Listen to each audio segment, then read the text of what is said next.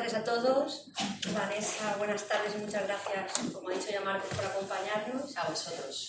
Es un placer y un privilegio poder conversar contigo sobre tu última novela, El sueño de la crisálida. Y bueno, la verdad es que es tu quinta novela. Estaba apagado. Es tu quinta novela, una novela, la verdad que, bueno, pues que como todas, yo creo que todas las anteriores, da que pensar siempre. Y me gustaría que, sin desvelar nada del argumento, obviamente, porque es posible que aquí haya alguien que no lo haya leído, me gustaría que nos dijeras qué es El sueño de la crisálida. Bueno, pues antes de contestarte, daros las gracias a vosotros por estar aquí. Que eso quiere decir que amáis la literatura y además yo siempre siento que es mi casa en Alicante. Es verdad que lo que dice Marcos, que ha sido complicado en todos estos momentos, a veces incluso el año pasado quise venir en un momento dado, no pude, tuve que cambiarlo de fecha, pero cuando me comprometo a algo, me comprometo. Y yo a Roma no he podido ir porque yo me había comprometido, entre otras cosas, a estar en el Festival Golem y a estar aquí con vosotros. Así que estoy feliz de, ya se hará más veces seguramente, el galgo, y no tengo una máxima desde que empecé mi carrera, hay que estar en los sitios donde te han apoyado desde el principio al final, que eso es lo más fácil. Así que yo libremente vengo siempre, además adoro a Ramón, es un grandísimo amigo, aparte de una persona a la que quiero y admiro mucho, que está hablando con él hoy, y nada, o sea que esa es la razón por la que estoy aquí, claramente, o sea quiero decir que ese agradecimiento el mío también. El sueño de la crisálida surge de una idea que aparece en Mujeres que compran flores, que ya se llamaba, había un capítulo que se llamaba La teoría de la crisálida. Si os acordáis, ahí Olivia decía que había un momento, viendo a una crisálida que colgaba de una planta de su invernadero, le decía a Marina, que estaba a punto de darle un espalda, y le decía, ¿estás loca? ¿Cómo se te ocurre matar y interrumpir uno de los procesos más milagrosos del mundo animal o de la naturaleza, ¿no? Y entonces ahí Olivia le explicaba algo que yo misma no sabía, que se lo puse, lo investigué para el personaje, y es que una crisálida, el animal, es lo opuesto a la resignación, es decir, es un animal que su destino a priori es arrastrarse por la tierra y además estar más expuesto a todo tipo de depredadores, pero contra todo pronóstico hace algo que no hace ningún otro animal en la naturaleza, que sepamos, que es decidir que se va a refugiar en un lugar más seguro, a partir de un punto, cuando tiene fuerzas suficientes, ella misma construye una cápsula de seda muy resistente y empieza un proceso absolutamente milagroso en el cual empieza a deshacerse por completo. Solamente conserva de su antiguo ser el corazón y el cerebro. El corazón para seguir latiendo y seguir viva, y el cerebro para conservar la memoria de lo aprendido en su estado anterior, ¿no? Fijaos qué bonito, es que es alucinante. Y entonces, el animal en cuestión, claro, no tenemos la exclusiva de lo que siente ese pobre animal ahí dentro, que tiene que ser terrorífico. O sea, me imagináis que es que te conviertes en un caldo de proteínas. Puede que sea doloroso, puede que sea angustioso, no lo sabemos. El caso es que cuando ya se ha deshecho con esos dos órganos intactos, empieza a reconstruirse órgano por órgano, hueso a hueso, incluso cosas que no tenía antes.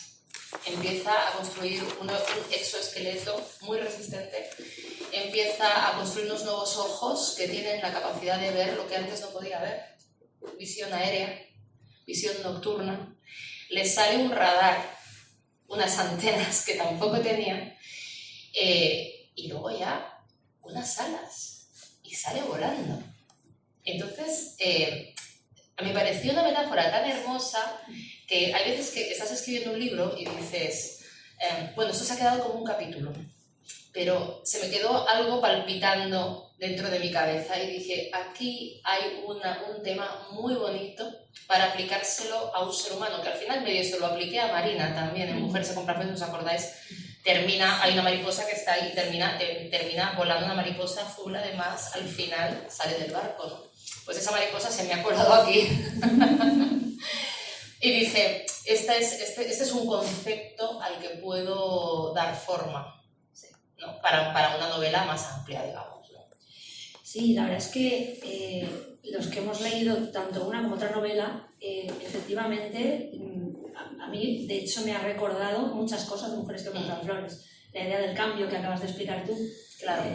En este caso, La transformación sucede también, en cierto modo, en Mujeres que compran flores, en Marina, y yo creo que un poquito en todas. En todas, sí, en cadena. Exacto, y las protagonistas de aquí sucede lo mismo. Esta idea es algo que te surgió de forma espontánea, es una necesidad, es decir, el hecho de la transformación, el cambio en las personas, que lo hemos visto ya en 2 novelas tuyas, entiendes que es algo de una relevancia tal como para escribir mucho sobre ello, es decir, piensas que es algo que nos puede suceder o nos sucede a todos. Yo creo que sí, pues probablemente como los escritores y muchos de los que estáis aquí escribís, funcionamos por obsesiones, ¿no? Entonces tenemos obsesiones que a veces cuando ya vas escribiendo, la mayoría escribimos desde muy niños, que cuando cuentas un cuento tuyo a los 6 años, a mí me ha pasado, tiene obsesiones que luego están desarrolladas en novela en la vida adulta, o sea que es una cosa alucinante, ¿no? Yo habitualmente, claro, no tengo tan claro, sí tenía claro el concepto del que partía, pero no sabía cuál iba a ser la historia, por ejemplo, ¿no? Lo que sí es cierto es que yo normalmente me entero de lo que he escrito en la promoción, o sea, verdaderamente cuando hay una persona, un periodista, un crítico, un lector, te va dando claves de lo que has escrito, te das cuenta verdaderamente del tema que te está resonando por dentro y eso es lo que se va a convertir en una historia. Hay escritores que parten de la trama, o sea, vamos a ver, de la trama, hablamos con propiedad de la historia, digamos, ¿no? Del argumento. Necesitan tener un argumento claro para tramar y para desarrollar un texto. Hay otros que parten, para quienes el motor es el personaje y el núcleo es el personaje, por eso se llaman novelas de trama. No más llamada de trama, pero la trama es mucho más amplia, como todos sabemos. Pero novelas de argumento, novelas de personajes. Hay veces que el motor es el tema, como le puede pasar a Miran Kundera, ¿no? Él quiere escribir sobre un tema, y eso le pasa a muchos periodistas también, todos tenemos herencia periodística, y un tema que te resuena porque hay algo de la actualidad que no estás entendiendo, entonces lo llevas a la ficción para digerirlo. Entonces, claro, a mí, que sí partí del tema, en el caso del sueño de la crisálida, el motor fue una historia real.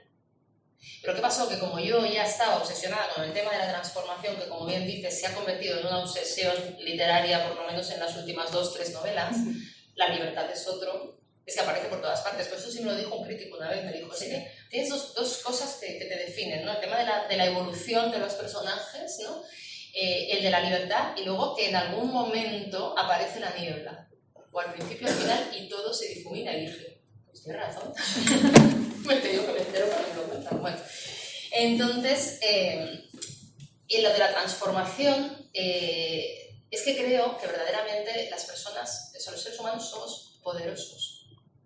Somos extraordinariamente poderosos. Lo que pasa es que no lo sabemos. Tenemos la capacidad de obrar el milagro de un cambio propio y de nuestro entorno. Lo que pasa es que los cambios normalmente vienen de procesos de crisis muy fuertes. Es decir, cuanto mayor es la crisis, mayor es la capacidad de cambio. La crisálida, cuando se deshace por completo, es capaz de convertirse en otra cosa totalmente diferente. Y hay gente que a mí me da mucha envidia porque tiene la capacidad de renacer no una, sino varias veces en la misma vida. No estoy hablando de reencarnación budista, o sea, estoy hablando de reencarnarse en la propia vida. Que es capaz de cambiar de país, de tener varias profesiones, es que es como si fueran varias personas en una vida. Digo, es que es vivir 6 vidas en una vida, me da una envidia horrorosa. Pero eso responde a 2 cosas. Una, la valentía, y lo que veníamos hablando por el camino, es decir, está relacionado con la falta de miedo, que no se trata de ser Juan sin miedo y ser un loco de la vida. Dentro de la sensatez hay que tener un poco de insensatez. Y entonces, esa falta de miedo te conduce a poder hacer cambios enormes, y la mayoría son positivos. Cuando es para ti, pues es fantástico, pero es que luego además se pueden hacer cambios en el entorno. Lo que pasa es que eso, hay amigos, supone un esfuerzo enorme. Y la mayoría de la gente no es, o sea, o no está capacitada o simplemente le da pereza y no está dispuesta a hacer esos cambios que suponen ese esfuerzo tan grande. Yeah. O miedo, que no consiguen desprenderse de ese miedo. El miedo al resultado. Nosotros veníamos hablando del miedo al resultado porque decíamos, claro, es que muchas veces lo que te da miedo es terminar una obra o enseñársela a otro y cabalgas de un cuento a otro y tal y no terminas ninguno, o lo metes en un cajón y no se lo enseñas a nadie. Y yo le estaba contando que mi madre me dio una vez una clave muy, muy valiosa. Os voy a contar una anécdota, porque esto pasa al escribir mucho. A mí me pasó que, bueno, cuando hacía la carrera de periodismo, yo decidí en algún momento que a mí se me daba mal la economía. Porque lo decidí, no es que se me diera mal, es que lo decidí. Entonces, vamos, yo para empezar, claro, soy más de letras que de ciencias, pero es que la economía no es exactamente una ciencia. O sea, tiene mucho más que ver con las humanidades y con la sociología en muchos casos. El caso es que yo no encontraba la gracia de aquello, tenía que hacer 3 años de economía y me quedó pendiente en el primer año, yo que soy encima una buena estudiante, me quedó pendiente en el segundo, y ya había terminado la carrera entera, con buenas notas, y tenía pendiente las 3 economías. Y un día me dice mi madre, Vanessa, digo, es que no voy a poder con esto, es que tal, igual, y encima sí estoy trabajando, y el título, el otro, y me dice, pues tú eres consciente, cariño, que no te has presentado a ningún examen de economía todavía. Y yo no era consciente de no haberme presentado. Es más, es que algunos me los estudié, y a última hora o me quedaba dormida, o no iba, luego miedo al resultado, porque como yo había decidido que se me daba mal la economía, pues entonces dije, ¿para qué voy a ir? No sé que me suspendan. Entonces así no me suspendía, claro. Quedaba pendiente. Y entonces mi madre me dijo, el peor examen es el que no se hace. Bueno, pues eso pasa muchas veces al escribir. El miedo a la página en blanco es eso. Te voy a poner a escribir. Voy a poner una lavadora, que es fundamental. Poner una lavadora, te sientas. Dices, bueno, venga, ahora hoy sí que empiezo la novela. Capítulo 1. No he comprado una tostadora, llevo 6 meses sin tostadora. Y es el mejor momento ese para buscar en internet todo tipo de modelos de tostadoras, ¿no? Sí. El caso es que se te pasa el día y no has empezado la novela. Bueno, esto de la procrastinación, que es una palabra horrible, pero que es dejar eso para más adelante, es el miedo al resultado, ¿no? ¿Y eso qué nos impide? Pues nos impide tener una novela entre las manos, transformar nuestra vida cuando no estamos contentos, dejar atrás lo que tenemos que dejar atrás, que no nos atrevemos, aunque sabemos que es la mejor opción y algo dentro de ti lo sabe, pero la mano donde tienes que hacer un cambio. ¡Ay, qué miedo! ¡Ay, qué miedo que tengo que hacer un cambio! ¿No? El miedo al resultado. ¿Y si me va peor? ¿Y si la novela la escribo y luego no le gusta a nadie? Pues mejor la voy a meter en un cajón y así no la lee nadie, ¿no? Exacto. Entonces, lo que tienen en común mis personajes es que son rebeldes con causa, punto número 1. Punto número 2, se apoyan los unos a los otros para realizar cambios brutales. Y esos cambios, además, se contagian de unos a otros. O sea, lo que tienen en común, tanto, incluso la leyenda de la isla sin voz, si lo pienso, el propio Dickens es llamado por una serie de personas sin ningún tipo de posibilidad a priori de prosperar ni de que se oiga su voz, y se les ocurre escribir una carta a un señor que sí tiene esa voz para decir, mira, el no ya lo tenemos, y entonces hacen una cadena humana para salvar a uno, ¿no? Y para que se produzca un cambio mucho mayor, desde ese microcosmos hasta el macrocosmos. En Mujeres de Compran Flores lo mismo, en realidad van a ayudar a Marina a que haga su viaje y a tirar las cenizas del marido, que no se atreve, porque tal, porque cual, porque está haciendo el luto, porque está hecho un lío, y al final no se dan cuenta que se están ayudando ellas a sí mismas, ayudándola a ella, y se produce una reacción en cadena y se monta ahí, Sí. La de Dios es Cristo, ¿no? Esto es lo mismo, aquí hay 2 protagonistas que se encuentran de forma azarosa en un avión y que una le empieza a contar también de forma azarosa la historia a otra que ha dejado el periodismo atrás y que no quiere saber nada de ello, y la otra que está hecha polvo porque también la han echado de su profesión, en este caso es religiosa y tiene una gran vocación religiosa, y de repente la que va a ayudar, porque bueno, yo voy a dar voz a esta injusticia y yo te ayudo, sin saber que ella también va a ser la ayudada. ¿Por qué? Porque ahí lo que han entrado es en colisión 2 seres humanos que se comunican por una herida, en este caso, una del presente y otra del pasado, y eso va a producir una reacción de cambio. Entonces, claro, claramente estoy obsesionada con eso, o sea, por mirármelo, pero de momento lo dejo ahí. Yo creo que es un buen tema, porque yo creo que es algo que realmente en algún momento de nuestra vida a todos nos sucede.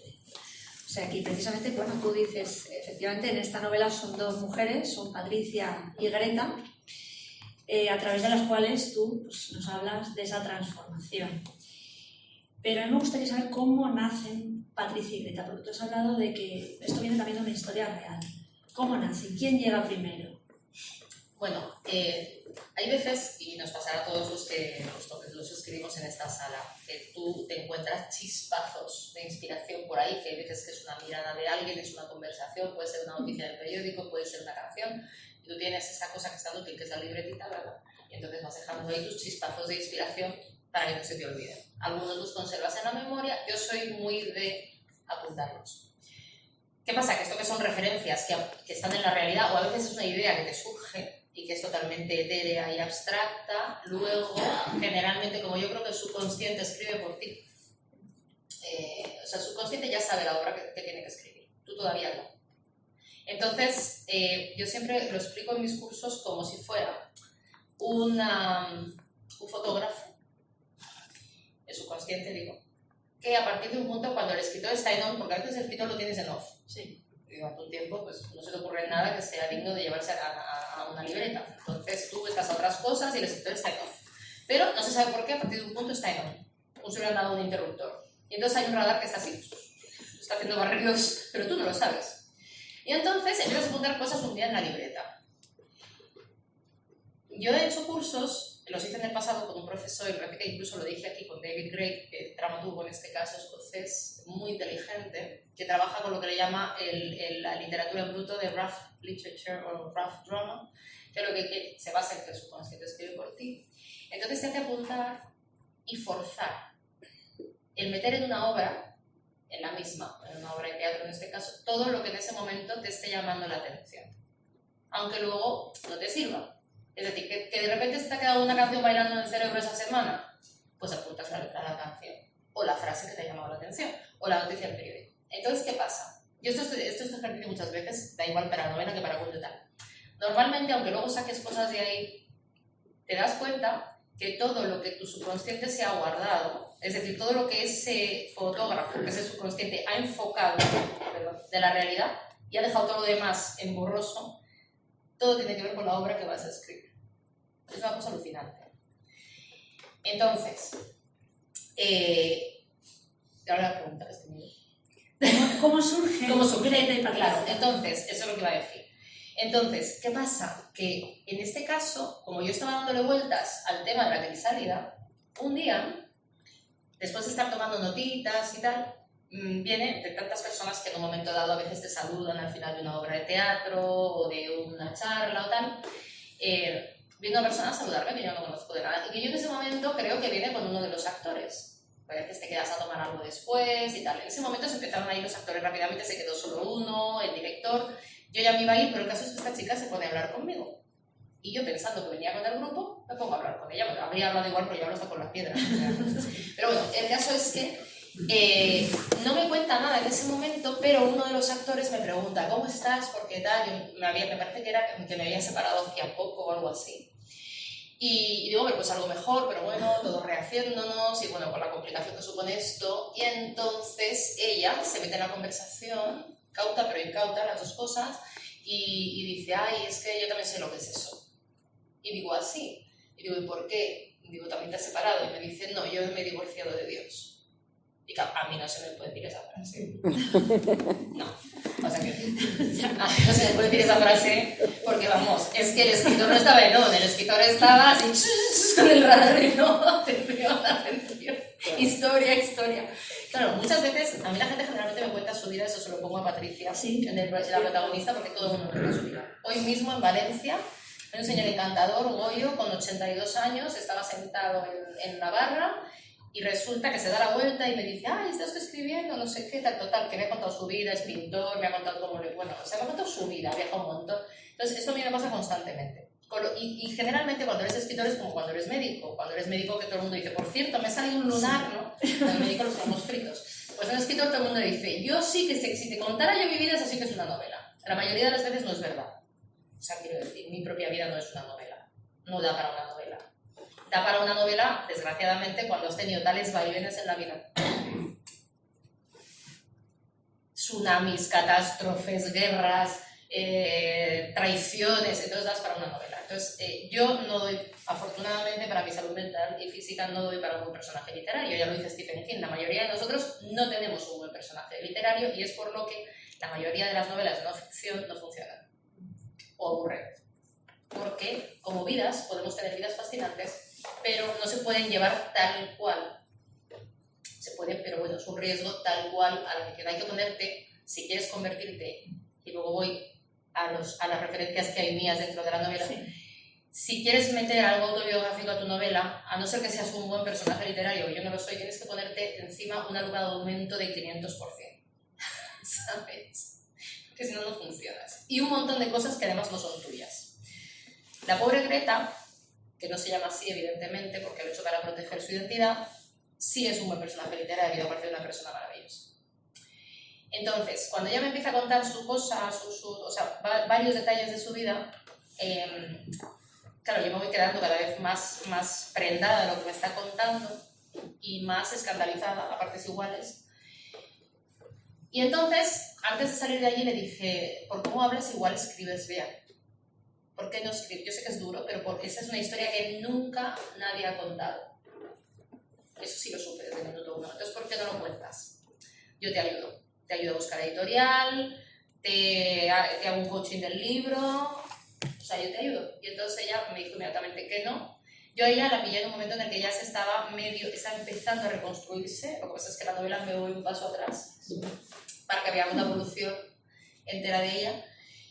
Y entonces ya cuando salimos de allí, después de casi 3 horas hablando y comiéndonos una hamburguesa horrorosa en un bar absurdo, y le dije, bueno, es que lo tuve así de claro, y esto no lo he dicho nunca antes, le dije, si tú no la quieres escribir, yo quiero que esta sea mi siguiente novela si tú quieres, y te atreves. Claro, y en ese momento que me di cuenta de que había conocido a una crisálida real, que era justo lo que estaba en mi cerebro rastreando como un loco. Me la iba a inventar, pero es que no me hizo falta, es que me la encontré. O ya uno se puede poner esotérico y decir si me la encontré, si me la puso la vida, no lo sé. Eso ya no me voy a meter ahí. Lo que sí sé es que fue una casualidad hermosa y que mi cerebro, en pleno rastreo, ese fotógrafo que es el subconsciente, me dijo, atención crisálida. Y entonces, es que no me lo pensé. Y a partir de ahí, pues empezamos a quedar. Con lo cual, fue una entrevista de 1 año y mucho, casi 2 años. Aquí lo resumo en 1, su evolución fue más lenta, claro. Pero para la ficción me venía mejor que fuera en 1 año. Ella estaba buscando sus papeles en España porque no tenía, o sea, empezaba a ser una inmigrante. No, yo cuando la conocí era como un alien llegado con 33 años a la Tierra. O sea, no sabía abrir una cuenta de un banco. Yo me acuerdo del día que le expliqué cómo funcionaban las tarjetas de crédito. ¿Y qué diferencia hay entre unas y otras? Y yo poniéndolas así, digo, oh, mira, esta es de débito, esta no la utilices. No se peinaba porque no sabía... Y luego una cosa muy interesante, que es por lo que yo al principio pensé que iba a contar la historia de su evolución, de su crisálida, pero que luego al final pensé que le iba a dar la mano en la novela y yo iba a trabajar sobre cómo se recibía lo que yo venía, o sea, las enseñanzas que venían de ella y su mirada sobre nuestro mundo. Y es que dije, bueno, voy a construir un personaje que no soy exactamente yo, al que le pasan un montón de cosas en su vida personal que a mí afortunadamente no me pasan, al que sí le voy a prestar aquello que me resuena dentro y eso que me hace empatizar con ella, que fue un acoso laboral muy fuerte, que fue lo que me hizo empatizar con ella sin saberlo, porque lo que me contó era un acoso laboral, o sea, da igual que te suceda en la iglesia que te suceda en una librería, o sea, quiero decir, es lo que es. Y además estaba ocurriendo a mi alrededor, porque yo ya lo tenía curado, pero estaba ocurriendo alrededor a muchísima gente que yo conocía. Con lo cual dije, esto es una pandemia, o sea, de esto hay que hablar, ¿no? Y de esto no he hablado y yo creo que hay que hablar. Claro, construí a Patricia porque me pareció muy interesante la mirada que tenía ella sobre nuestro mundo. Y me di cuenta que me ayudaba mucho lo que ella me contaba. Es decir, ella no entendía cómo podíamos... Yo no entendía cómo ella había podido vivir como vivió, pero ella no entendía cómo nosotros podemos vivir como vivimos. Hablando del que ayuda, que al final es el ayudado, ¿no? Y ahí entró en la novela toda una reflexión sobre la sociedad del cansancio, sobre la sociedad de la prisa, sobre por qué vivimos con la sensación de que nunca tenemos tiempo para nada cuando tenemos tiempo para todo, por qué sustituimos lo urgente por lo importante y lo importante nunca tenemos tiempo porque siempre lo urgente será más urgente, porque estamos en la rueda del hámster famosa sin meta ni alivio. A la vez cayó en mis manos también el radar, ahí estaba rastreando cayeron 2 ensayos concretamente de Han, del filósofo coreano que cito tanto, que habla tanto de estas cosas y que son 2 ensayitos de este tamaño que son absolutamente lúcidos y reveladores, que nos explican cómo vivimos y cómo vivimos. Claro, ella me decía, pero ¿por qué la gente me dice que duerme mordiendo un plástico? Es que no lo podía entender. Claro. Y yo, porque se llama bruxismo, entonces la cosa es que tú por la noche te muerdes la mandíbula soportando al parecer una tensión de toneladas y te destrozan los dientes porque duermes así. Y dice, ¿por qué la gente duerme así? Yo decía, mira chica, no lo sé. No sé. El caso es que y decía, pero ¿no sería mejor ir a la raíz del asunto? Digo, pues díselo a los médicos maxilofaciales que están recetando férulas como locos que valen un dineral para que las tintures y al rato te pongan otras, que es absurdo, es que duermes como si estuviéramos todos epilépticos, ¿sabes? O sea, nadie te explica cómo solucionar eso. Te dicen que muerdas un plástico por la noche, es que es kafkiano. Entonces, claro, yo había cosas que no me había planteado hasta que hablaba con ella. Decía, me he metido en meditación. Y me decía, uy, yo llevo haciéndolo toda la vida, eso es orar. Y yo decía, pues tiene razón. Tiene razón, claro. Es decir, si da igual lo que creas, si es que da lo mismo, pero si al final todo es lo mismo. Es decir, el tema es que estamos desconectados de nosotros mismos y por tanto de los demás, y hay una labor de reconexión que hace que yo al final considere que este libro al final es una obra que está dedicada a un intento de rehumanización y de volver a empatizar los unos con los otros, que es en el fondo la raíz de todo mobbing, de todo maltrato y de todo mal en general, ¿no? Efectivamente, con lo cual la idea inicial se fue convirtiendo en mucho más. Claro, por eso digo que en este caso el tema era muy importante, Claro. pero que el tema era un tema dentro de otro tema. O sea, al final tú dices, la crisálida es una metáfora de cambio, pero ¿por qué? Porque yo estoy buscando algo que me hable de una capacidad extrema de transformación, que es la que tiene ese animal, que aplicado al ser humano es un cambio, ¿para qué? Para rehumanizarse y para reconectar unos con otros. Es decir, no es normal la cantidad de acosos que hay, no sexuales, de todo tipo, laborales, los niños en el colegio, acoso escolar. Es decir, eso es un indicativo, claro, y ya lo dice este filósofo coreano, de que primero estamos viviendo unas velocidades en las que es imposible que te importe a nadie porque no te da tiempo a hablar con nadie, ni a tomarte algo, ni a decir, acuérdate como yo vine la vez anterior. Pues es que, tío, vas como un hámster en tu rueda corriendo sin saber hacia dónde y todo te empuja a que corras y dices, pero vamos a ver, ¿me podré tomar un vino con esta gente para luego tener un momento de paz y que todos tengamos un momento de mirarnos a los ojos? Oye, es que, claro, o sea, y como a esas velocidades es imposible que conozcas a nadie verdaderamente, y entonces, por lo tanto, si no conoces a alguien, no te importa ese alguien, de la misma manera, a esas velocidades tampoco te da tiempo a conectar con ti mismo. Porque es imposible, porque no tienes un momento de paz, de hacerte esa cápsula, de meterte dentro y de, si es necesario, plantearte hacer esa crisálida que a lo mejor estás pidiendo a gritos física y mentalmente, pero cuando te da tiempo, no sabes que tienes que hacer un cambio siquiera. Efectivamente. Bueno, Greta y Patricia son las dos protagonistas, las dos llevan el gran peso de la novela sobre sus espaldas. Ya hemos conocido, nos has contado, bueno, llegó primero Greta y arrastró a Patricia, pero en la novela sigue sucediendo esto, es decir, Greta sigue llevando la voz cantante. ¿Tienen las dos el mismo peso para ti, según tu punto de vista? ¿O hay uno de los dos personajes que tiene más peso y lleva a la otra? Según tú como escritora, mi percepción como lectora es que hay una que sí tiene un poquito más de peso. Yo creo que se van alternando los pesos, o por lo menos es lo que yo he intentado. Es decir, yo al principio pensaba que la columna vertebral, desde el principio, es decir, a la que teníamos que desvelar antes o conocer antes, era Greta. Luego me di cuenta que Greta, a pesar de que yo había conseguido empatizar con ella, porque yo veía que en su micromundo se podían explicar muchas cosas de lo que pasaba afuera, es decir, de nuestros prejuicios.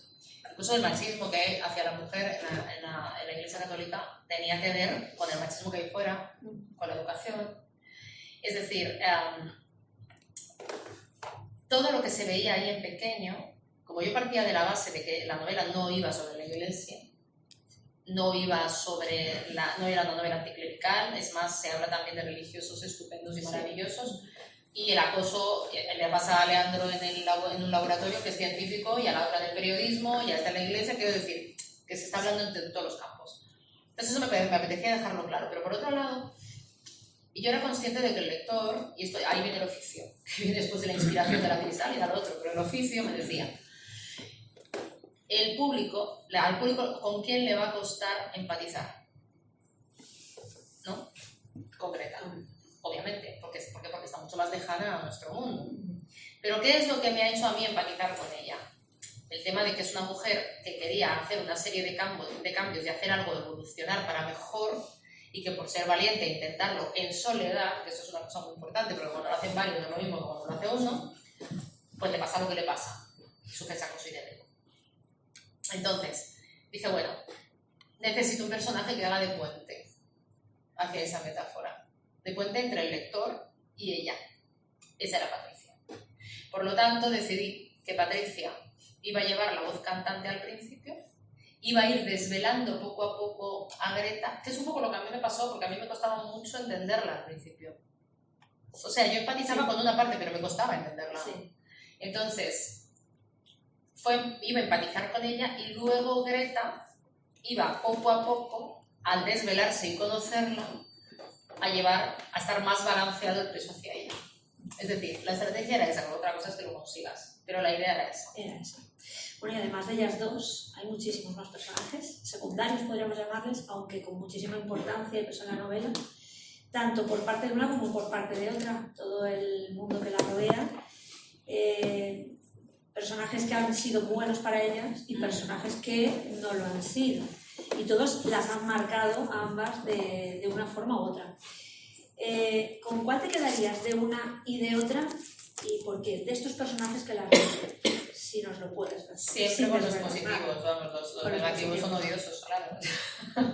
¿A nivel de interés o a nivel de cariño? A nivel de interés, como uno de ellos, para cada una que haya supuesto, aunque como digo, todos son importantes, que haya tenido más importancia a la hora de acompañarlas en esa transformación. Hombre, yo creo que hay dos personajes que, aunque no salen bastante, pero no salen tanto, son muy importantes, son las dos madres, por ejemplo, que son dos personajes que a mí me parecen bonitos, con luces y sus sombras. Pero en el caso de Patricia es Leandro, de todas, o sea, creo que es ese personaje que la ilumina, que es su mejor amigo, que es la persona que le dice lo que no quiere escuchar, que se la lleva a rastras a hacer meditación cuando no quiere, que tiene esas sentencias de la novela, ¿no? Que, de hecho, mi editor a mí es el personaje uno de los que más nos gusta de la novela, y un día me decía mi editor, esto es muy gracioso, me decía, es que lo malo es que, claro, nos gusta tanto Leónidas, que luego creas personajes que nos caen tan bien que nos da pena que no existan. Entonces teníamos que tener de amigo a Leandro, y ahora resulta que dejamos de promover la novela, y ya no existe Leandro, y ahora ¿qué hacemos? Entonces, a mí me encantaría que existiera Leandro porque le echo de menos, pero bueno, pues ahí se ha quedado. Y luego para Greta, a mí me gusta especialmente el personaje de la guitarra, que me parece que es un personaje delicioso, que era real, además murió mientras, en el transcurso de la documentación de la novela, el real quedó en sí. Sí. Y para ella, pues, fue duro, pero fue también bonito, porque como era un señor ya muy mayor, bueno, o sea, como que sabía que estaba totalmente en paz con irse y había vivido lo que había tenido que vivir, pero es un personaje delicioso porque es muy valiente, es un hombre de una inteligencia muy serena, ¿no? Y en el fondo los dos se parecen mucho, se convierten, siendo ella muy joven y él teniendo 80 y tantos años, en casi compañeros de juego, ¿no? Y se sienten igual inadaptados, ¿no? Uno porque ha estado en el Congo siendo sacerdote y de repente aterriza en un mundo que tampoco entiende, que es lo que le pasa a ella también, ¿no? Entonces, ella siempre me habló de él con muchísimo cariño, me encantaría haberlo conocido, he conocido a alguno de esos, pero claro, hay que entender que es que, claro, yo la mitad de estos personajes, o sea, hay como 30 o más por cada coprotagonista, ¿no? Que yo un día hice la lista y casi me mareo, digo, madre mía, o sea, pero además tenía que cambiar los nombres a los reales, por lo cual yo tenía ya un follón mental, y luego repasaba con ella, digo, ¿este me lo he inventado? De verdad, dice, no, esto te lo has inventado. Quería dar un lío. Bueno, el caso es que los míos eran casi todos ficticios, alguno basado un poquito en algún personaje real, pero los míos prácticamente todos ficticios, incluyendo el pobre Leandro, como decía, y los de ella todos reales. Entonces, claro, aquí hay una mezcla de realidad-ficción casi al 50%. Sí, Por lo cual era interesante para mí también porque había veces que ella misma se liaba. Y yo he metido conversaciones nuestras que las he completado a través de conversaciones reales que no se han dado en los escenarios que aparecen en la novela, y las dos a veces nos confundimos y pensamos que hemos estado juntas en sitios que no hemos estado. O sea, tenemos un lío. Eso es una cosa alucinante. Entonces, un día me dice, a ver si vamos, ¿cómo fue? A Nubago, al restaurante y tal. Y dice, ¿por qué no hemos estado de verdad, no? Digo, no, estuvimos en otro italiano, pero ahí no. Digo, pero ahora que dices, yo creo que sí estuvimos. Bueno, estamos confundiendo la escena literaria con la escena real, las dos. O sea, claro, esto ya es para volverse loco, ¿no? Llega un punto... No, llega un punto que ya ella se la ha leído varias veces y yo la he escrito, entonces... Ya lo sabéis. No sabemos ninguna de las dos. Esto es curioso, algo curioso.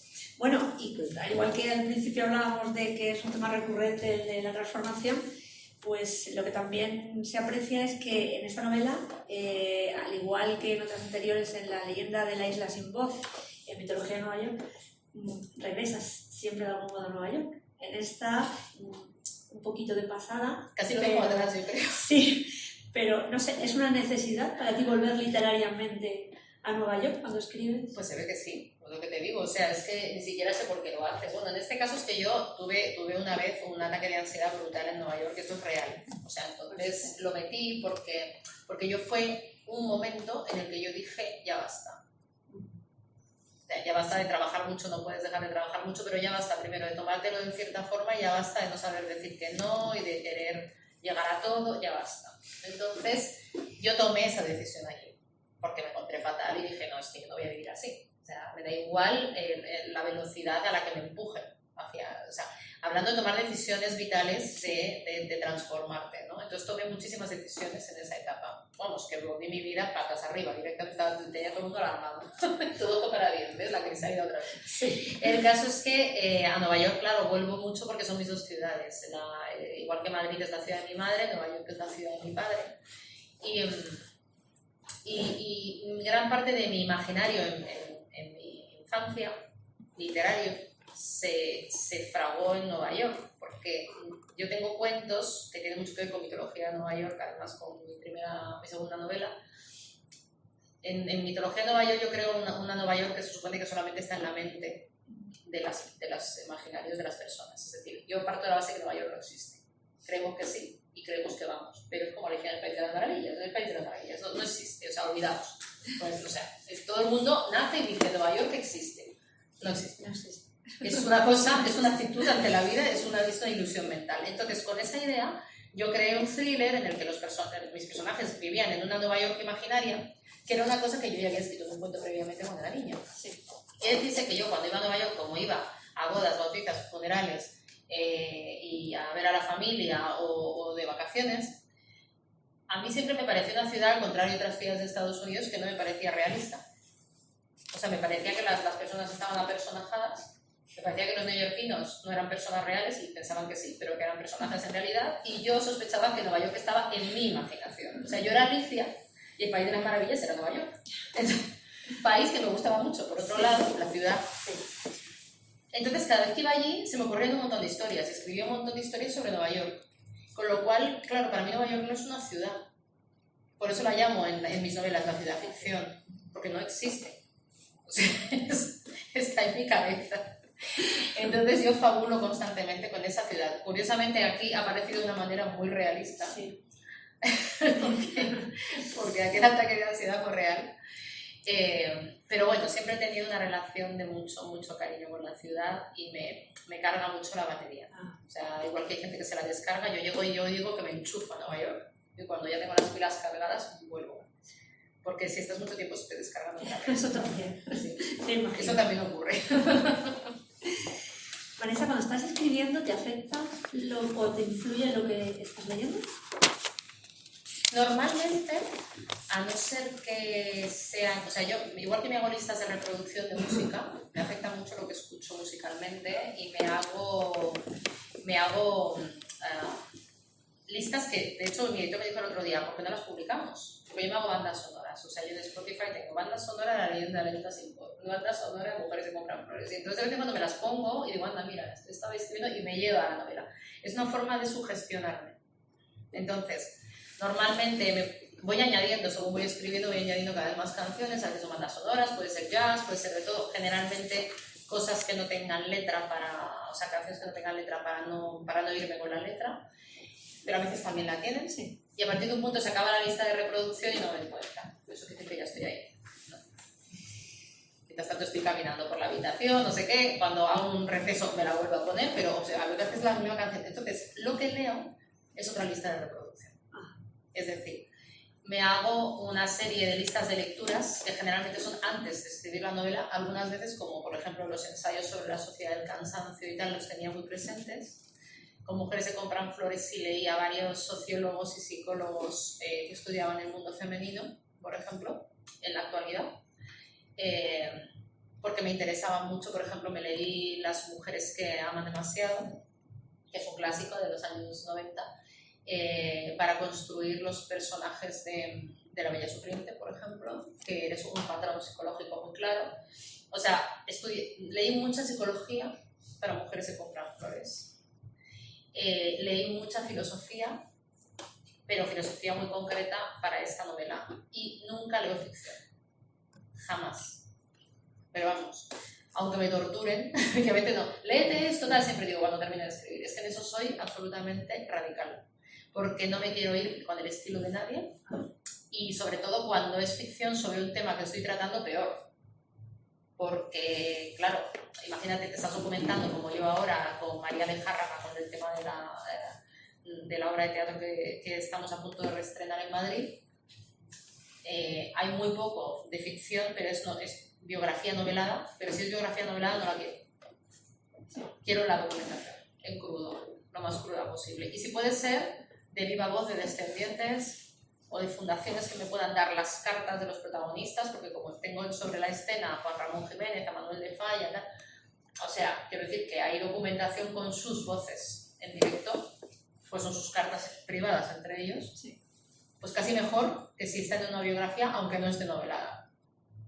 Porque si no, pues tu estilo se va con... Se puede ir con lo que estás leyendo. Con lo que estás leyendo, sí, efectivamente. Es cuando menos leo, de hecho, cuando estoy escribiendo. ¿Y el día a día influye también en la novela? Cuando estás escribiendo tu día a día, tu cotidianidad. Una vez escuché a Mario Vargas Llosa que decía que para él todo era como... todo lo que vivía nutría esa solitaria que llevaba dentro cuando está escribiendo. ¿Para Pues ti no lo es he algo pensado, así? la verdad. No lo sé. Imagino que todo influye, ¿no? Lo que pasa es que yo creo que, vamos a ver, depende. Cuando tú estás empezando una novela, claro, tú estás cogiendo para esa novela, como decía, todo lo que te interesa. Pero si te refieres al estado de ánimo, por ejemplo, en mi caso no. Yo nunca he estado más triste que escribiendo Mujeres que compran flores. Y vamos, capítulos que la gente se muere de la risa.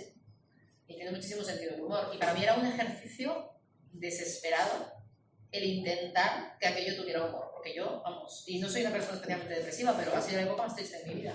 Entonces, no creo que se notara mucho, o sea, o por lo menos eso intenté. O sea, otra cosa es que sea emocionante, pero no quería que esa novela no fuera luminosa, por ejemplo. Yo estaba cualquier cosa menos luminosa. Entonces, depende de lo que quieras, es decir, si es una novela de autoficción o tiene algo muy personal dentro de ti que en ese momento estás viviendo, aunque yo soy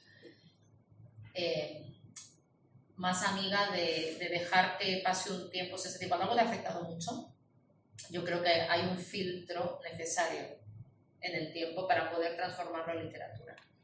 Creo que es muy peligroso. O sea, como terapia puede funcionar. En ese momento lo estás viviendo y entonces dices, lo saco ahí. Pero es que los lectores no se merecen comprarnos la terapia. O sea, normalmente pagas por ella, no la vendes.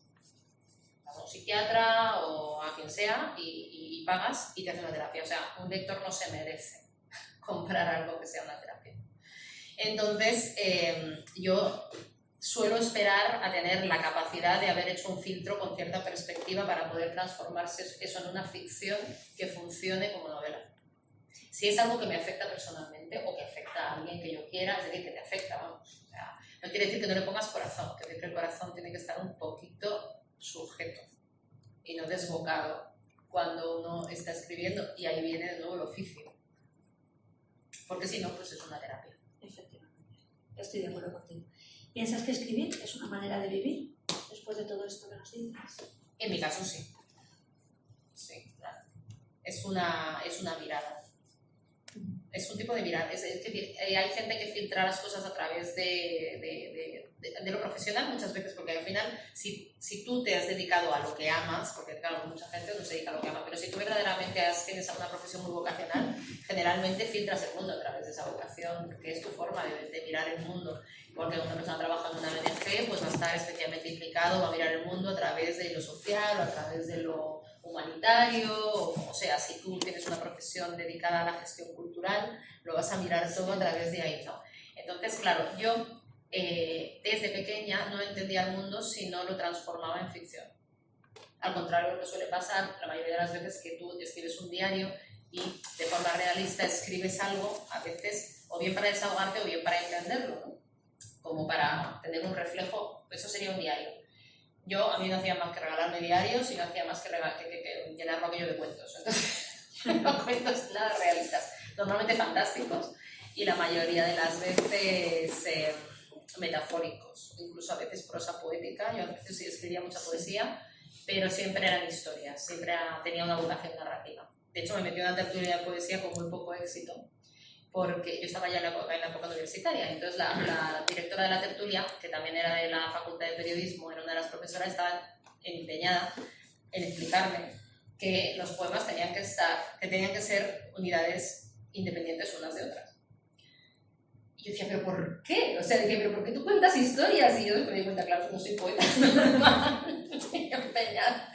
Pero bueno, de ahí me quedó un pulso poético, sí, que luego es muy útil para el teatro, por ejemplo, y que a la hora de entender las figuras retóricas y de utilizarlas como herramienta en la narración también es muy útil.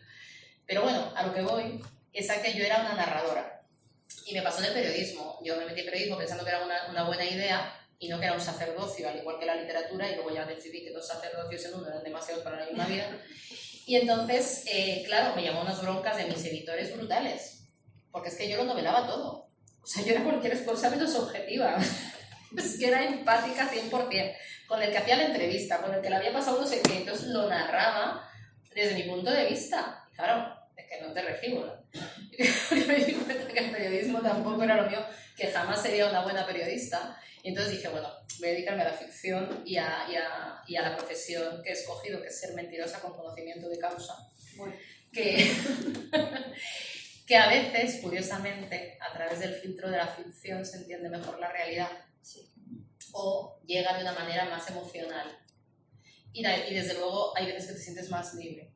Entonces, yo tengo claro que contar lo que he contado en El sueño de la crisálida no lo podría haber contado fácilmente en un periódico, porque de hecho no se ha contado todavía y no hacen más que llegarme casos al mail. Y ayer mismo en la presentación en Valencia se me acercó una señora, me cogió de las manos y se me puso a llorar y me dio las gracias. Y hay mucha gente que no habla y que necesita hablar y que necesita empatizar. Entonces, claro, a veces la literatura sirve precisamente para llegar de una manera más emocional y más libre al lector, porque claro, cuando decía que yo lo digería todo a través de los cuentos, es que eso tiene un sentido. Por eso digo que hay gente que tiene una mirada periodística, y yo algo de mirada periodística me queda sobre la actualidad, pero es que yo no digiero lo que está pasando hasta que no escribo sobre el tema que me interesa. Es decir, yo no entendía por qué habíamos llegado a la crisis que habíamos llegado y escribí La leyenda de la sin voz. Y me fui al siglo XIX, a la primera crisis de Wall, a ver qué había pasado. Y el protagonista fue Charles Dickens. Y lo podía haber contado a través de una crónica periodística o de un periódico o haciendo un ensayo de economía, que sabéis que me encanta. pero lo hice a través de la herramienta desde la que mi cerebro digiere la realidad. Y cuando ya lo he transformado en un cuento o en una historia ficcionaria, la leo o en el transcurso de la escritura y entonces la asimilo. Y si luego de repente hay un montón de gente que la asimila contigo, estupendo. Y si no, lo importante es que se lleven una buena historia, que ya es bastante, intentar escribir una buena historia. Por eso digo que una novela, como un cuento, no tiene por qué ser una terapia ni tuya ni para los demás. No tiene vocación de ayudar a nadie, ni siquiera a ti mismo. Si luego eso ocurre, es como una canción que te llega en el momento preciso. Es un una bonita casualidad y un milagro. Pero te autoayudas tú, quiero decir, no existe nadie en el mundo que te pueda decir esto es una receta para no sé qué. No, es que eso no es verdad y es un fraude desde mi punto de vista. Entonces, hay que ser honesto y hay que ser humilde y decir, bueno, ¿yo a qué me dedico? A intentar contar una buena historia y haceros vivir en un oasis durante un tiempo con unos personajes que luego uno se lleve a casa y le sirvan para lo que le sirvan, quiero decir, ¿no? Y luego, por supuesto, el hecho de que en un momento dado, pues en mi caso muy concreto, como decía antes, y como me dijo una vez Javier Reverte, que me pareció una metáfora muy bonita, cuando yo le pregunté por qué había escrito La noche detenida, que es este libro sobre Sarajevo, que es tremendo, él siendo periodista, él sí, muy bueno, además de escritor, había sido corresponsal de guerra, como en otras guerras, y le dije, ¿por qué no has escrito una crónica periodística y has escrito una novela de ficción sobre tus vivencias en Sarajevo? Y me dijo, Vanessa, porque hay realidades tan tremendas que no se pueden explicar ni se pueden contar a través de los datos objetivos. A veces los datos no hablan, a veces los datos mienten. Y yo, si no construía una ficción, no podía contar emocionalmente lo que yo había vivido atravesando todos los días la avenida de los francotiradores, lo que yo había vivido con una familia, viviendo con la población civil y viendo cómo la gente desaparecía a mi alrededor, que te alojaban ellos, que te llevaban ellos al edificio de la televisión. Decía, emocionalmente yo esto no lo puedo contar a través de datos objetivos. No es posible. Me acerco más a la realidad si lo transformo en ficción. Y yo lo entendí perfectamente. Desde luego, aunque no haya sido la vocación con el sueño de la crisálida, yo creo que como mínimo has conseguido mover las conciencias de los lectores con él. Eso desde luego. Pues si se ocurre es azaroso y es fantástico. Sí, te tengo que decir que en ese sentido así ha sido. Y ya por último, ¿hay alguna pregunta sobre el sueño de la crisálida que en todas estas presentaciones donde hayas ido nadie te haya hecho y te hubiera gustado que te hicieran contestar? Decir algo del libro que nadie te haya preguntado. A lo mejor no hay nada con tantas. Tengo en cuenta que voy a 20 entrevistas diarias. Por eso te lo digo. Hay gente que pregunta muy bien. Nada. No, pero sí me gusta, por ejemplo, cuando me preguntan cómo está Greta. Eso me hace ilusión. ¿De cómo está Greta? Unos periodistas, dale recuerdo. Digo, pues muy bien, se ha casado, está feliz, hizo su crisálida completa y además le ha encantado tener este libro entre las manos. Le ha costado tenerlo también, pero ha sido también un gesto de generosidad brutal por su parte. Y creo que ella sí, pero por su testimonio real, no tanto por la ficción que yo haya podido sacar de él. Yo creo que ella sí ha dado un paso adelante que puede ayudar a mucha gente. Lo estoy viendo en muchas presentaciones, pues lo digo por la gente, que también me llegan insultos, es decir, por email me ha llegado de todo, pero me llegan cosas más bonitas que lo contrario, sobre todo también para ella. Entonces, eso es hermoso y es reconfortante y te da fe en el ser humano. O sea, que me gusta mucho cuando me dicen, ¿qué tal está? Y digo, está muy bien, y luego se lo transmito además. Bueno, la verdad es que el proceso de Greta, ambas, ha sido un proceso duro, pero especialmente de ella, y efectivamente es un proceso, además de duro, muy desconocido para la mayor parte de la gente y muy bien plasmado en la novela, Vanessa. Así que te tengo que felicitar como lectora de la novela y además, bueno, pues agradecerte de haber estado aquí esta tarde con nosotros. Bueno, yo estoy feliz, ya lo sabéis. Me alegro mucho de haber tenido esta conversación que para mí ha sido muy enriquecedora y, por supuesto, un auténtico placer y esperamos que con la próxima vuelvas a estar con nosotros. Hombre, eso por descontado. Muchas gracias. No sé si tienen preguntas ellos. No sé si habrá alguien que quiera preguntar algo. Sí, yo quisiera preguntarte una cosa. Escuchándote precisamente sobre esa metáfora, ¿no? De un ser que vive en una condición y que de alguna manera, bueno, pues pero para hacer esa metamorfosis, de alguna forma se tiene que aislar del mundo, es decir, entrar no en un estado de soledad, sino en un estado de aislamiento, crear un mundo propio para desde ese mundo propio volver a renacer. No he leído la novela, pero la pregunta es, evidentemente cualquier persona cuando va a tomar está en una situación de crisis y va a realizar un proceso de transformación, no vive aislada, vive en el medio social. Del medio social siempre está qué te pasa, la gente que te pregunta, los padres, los hijos, los compañeros de trabajo, etcétera, etcétera. Entonces, ¿cuál es el proceso de aislamiento de las influencias y de relaciones con el mundo circundante para que el personaje pueda realizar esa transformación? ¿O realiza esa transformación interactuando con el mundo en el cual luego vive? Es que yo creo que hay un problema de falta de comunicación, no de lo contrario. Es decir, por lo menos lo que le pasa a mis personajes, yo no sé lo que le pasará al resto del mundo, pero el personaje, me refiero. A los personajes en cuestión lo que les pasa es que les pasa un poco lo contrario una de la otra. Una ha vivido totalmente aislada tras los muros de una institución religiosa donde solamente había una verdad y no se le permitía pensar nada más, y además estaba aislada de la vida cotidiana de cualquier ser humano, con lo cual tenía un problema de aislamiento. La otra tiene un problema también de incomunicación por un exceso de interacción, de comunicación. Pues el móvil, las redes sociales, el WhatsApp a todas horas, no sé qué, interrupciones. Por eso Leandro, que es el científico, que es el que le explica todo lo que le pasa a su cerebro, porque la mayoría de las veces, o nunca, nadie nos lo explica, es el que le va diciendo: tú sabes que se te mueren no sé cuántas neuronas, como si te fumaras 5 porros de marihuana todos los días, cada vez que tienes una interrupción por WhatsApp. Tú sabes lo que le obliga a tu cerebro. O sea, cada vez que tu cerebro tiene una interrupción voluntaria o no, es decir, yo estoy hablando contigo, y en vez de estar todos concentrados unos en los otros como estamos ahora, a nuestro cerebro las neuronas están súper felices, están en lo que están, y no hay un daño cerebral. En el momento en el que yo estuviera aquí hablando contigo, tuviera mi teléfono aquí, y yo estuviera de vez en cuando mirando de reojo y veo un WhatsApp y no puedo evitar leerlo, y viene otro y no sé qué, estoy obligando a mi cerebro a cambiar de tema. Y estoy teniendo exceso de información. Ahí mueren no sé cuántas neuronas, demasiadas, en cada interrupción. Entonces, ¿qué pasa? Que ese hacer varias cosas a la vez del que presumimos tanto, lo que es un daño cerebral muchas veces irreparable. No es que no podemos hacer muchas cosas en un día, pero no todas a la vez. Es más, mejor que no sean ni siquiera 2 a la vez. Eso nadie nos lo dice. Nadie nos dice lo que le hace a tu cerebro la luz azul.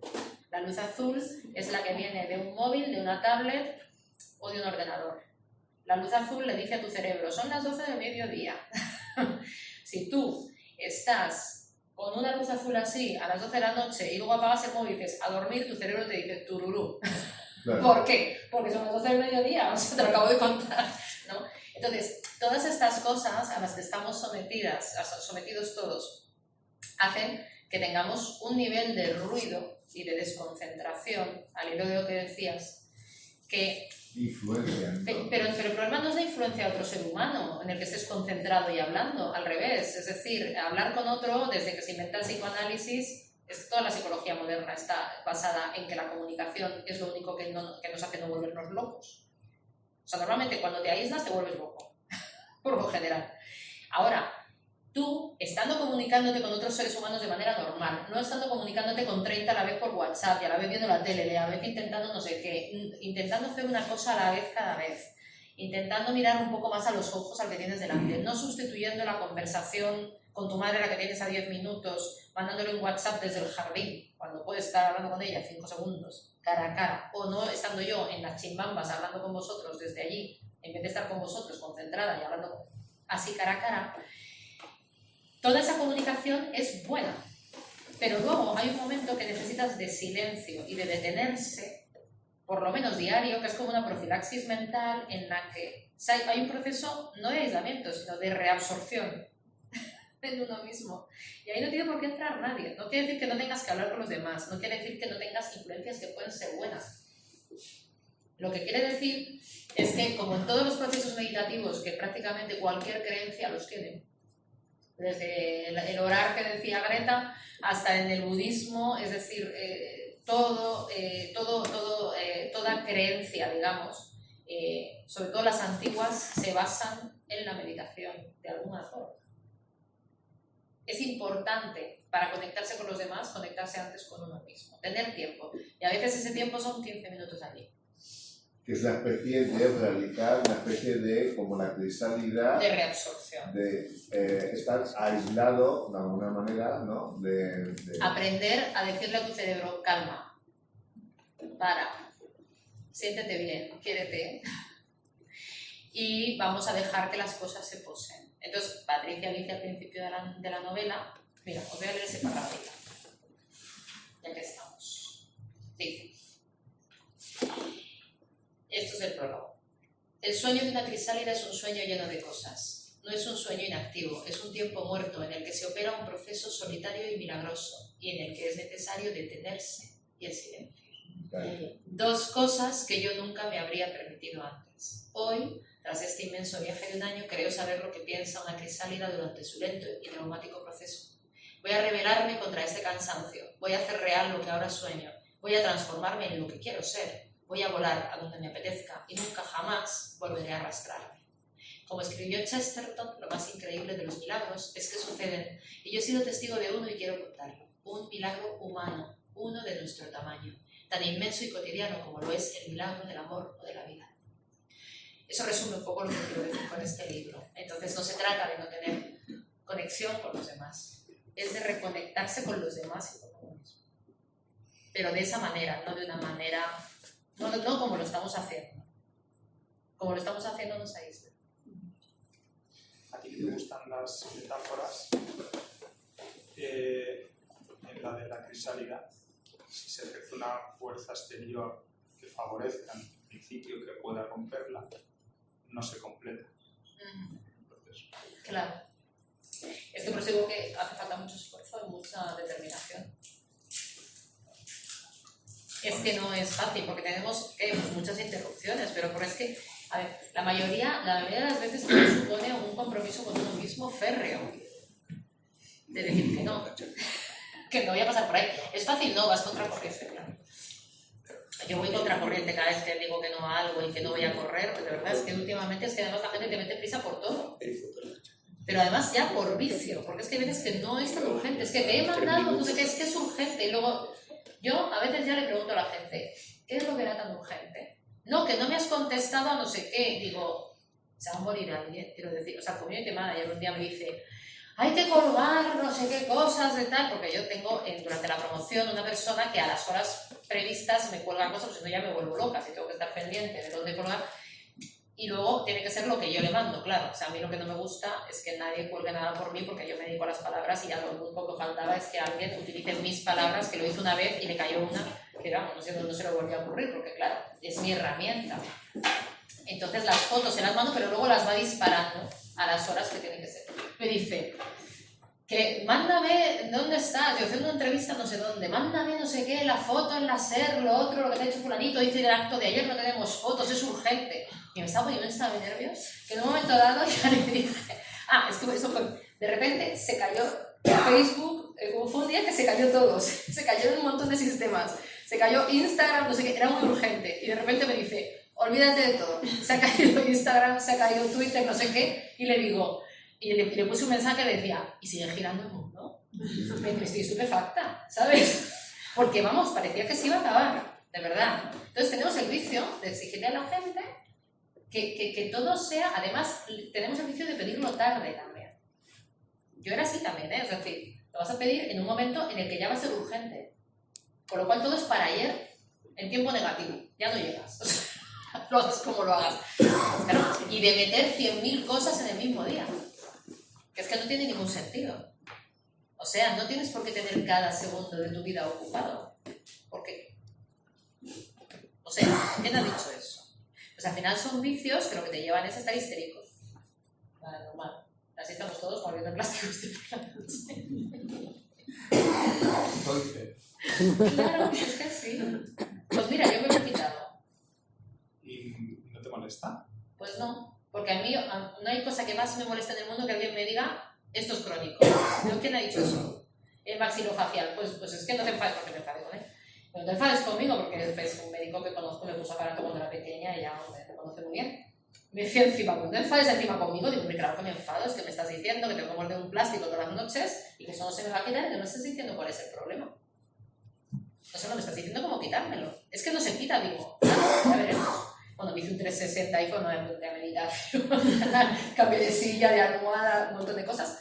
Hice mucho más ejercicio, empecé a serenarme, empecé a decir un montón de cosas cuando veía que no llegaba. Era como, si es urgente, será más urgente. Cambié el chip, me quité la célula, que me la puse 3 días. Y al principio no, pero yo era de las que tenía sangre en los dientes, cuando me levantaba. Y nunca más. Y volví un día y le dije, ¿ves cómo no era que lo digo? Ahora me tengo que vigilar porque acaba de tirar el monte, O sea, quiero decir que esto no es una cosa que digas ya para nunca, ¿no? Pero vamos. ¿Alguna otra pregunta? Yo quería hacerte otra. El tema de la identidad. Los personajes, cuando los has construido, antes estabas comentando un poco el aspecto subconsciente, ¿no? del escritor, ¿no? Evidentemente no podemos saber cuando la crisálida usa nociones de identificación del ¿no? Si sueña, ¿no? con esa... Si realmente lo que le motiva a meterse ahí, ¿no? Es el sueño de volar, ¿no? O sea, de ser otra cosa, ¿no? No lo sabe. No lo sabe, ¿no? No sabe lo que se va a transformar. Esa es la valentía. Esa es la valentía, ¿no? Entonces, no sabe si va a ser para bien o para mal. Claro, entonces, de alguna forma, es una identidad que va surgiendo con la propia dinámica de la experiencia que va asumiendo, ¿no? el sujeto o el ser, ¿no? Como si dijéramos le queda el corazón y el cerebro, ¿no? Es decir, que produce una especie de purificación, de alguna manera, de todas las formas que ha albergado, excepto las formas, pero no la memoria, ¿no? La memoria se queda porque es la experiencia. La experiencia. Y igual que no se puede vivir sin el corazón, no se puede vivir sin la experiencia, claro. ¿Y existe dificultad para construir una identidad nueva teniendo la memoria y la experiencia de lo que ha sido? ¿No puede ser un lastre o una dificultad? No lo sé. Yo creo que generalmente los cambios que vienen, el que se trata de un cambio después de una crisis muy gorda, por lo general sale fortalecido y no lo contrario. O sea, no conozco a nadie, de hecho a nadie, que haya hecho un gran cambio cuando lo ha necesitado después de una crisis. Es decir, yo creo que es mucho más peligroso no aprovechar el momento. O sea, es más peligroso desaprovecharlo.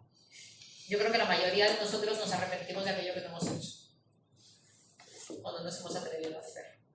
Porque cuando lo has hecho, te ha podido salir bien o mal. Pero dices, bueno, pero me atreví. Pero lo que no has hecho, eso sí que es un lastre.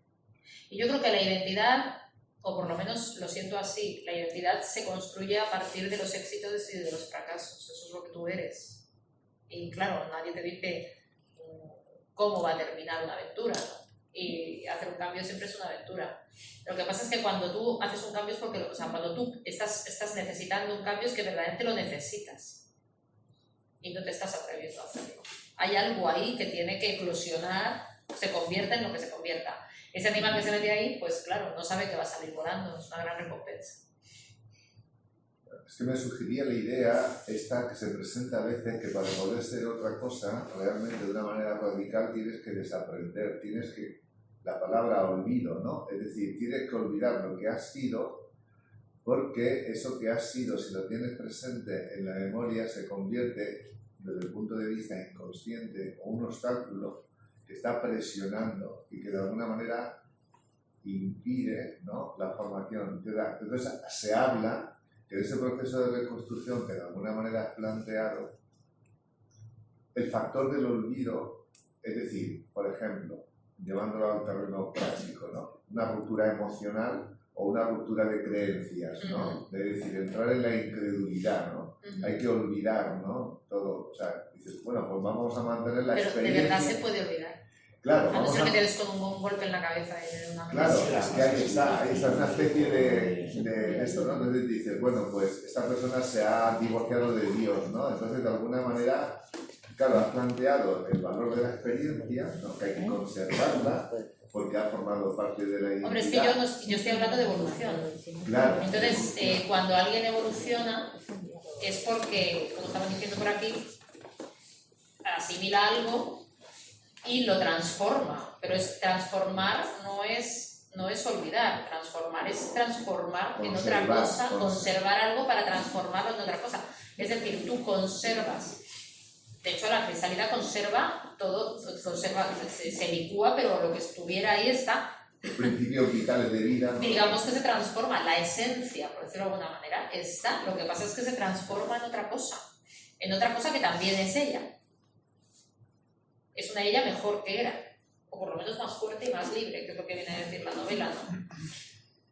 O sea, es verdaderamente una transformación, no es dejar atrás. Yo dudo mucho, igual hay gente que es capaz de olvidar absolutamente algo. Yo creo que la mayoría no olvidamos, la mayoría asimilamos y evolucionamos mejor o peor. Y hay gente que no evoluciona nada. De hecho, una de las frases que más me gustó, de las que me dijo la persona real que dio lugar a Greta, es que yo le dije, el dolor te hace más puro, como dice tu religión, en este caso, ¿no? Y me dijo, no. O sea, pues su experiencia pasa después de todo este tiempo, y me dijo en absoluto. El dolor te hace mejor solamente si ha cicatrizado, si la herida ha cicatrizado. Si no, te convierte en un monstruo. Y es claro, es que en este caso hay un montón de personajes que además de ser rebeldes con causa, están unidos por una circunstancia común, que es que les ha hecho daño, digamos, una comunidad, la que se ha tenido la mala suerte de caer en un grupo humano, que igual que puede haber caído en otro que los hubieran considerado la pera, pues resulta que han caído en un grupo humano que un sociópata ahí decide destruirlos. O sea, que es que esto a veces es cuestión de suerte. O de que caigas con una sociedad, que la sociedad hablo de una familia en pequeño, o una sociedad de un trabajo o de un colegio.